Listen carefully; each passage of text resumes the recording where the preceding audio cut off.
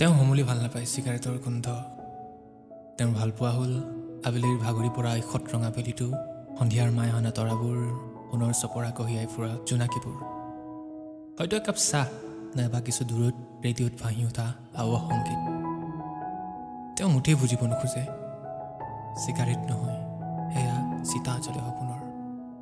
তেওঁ নুবুজে ঘাবোৰে দি যোৱা কলা তাকবোৰৰ কাহিনী।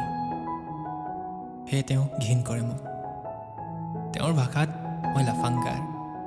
কোনে ক'ব তেওঁক যে বুকুৰ দাঁতিত ধৰা হেলুৱৈ নুগুচে সহজে।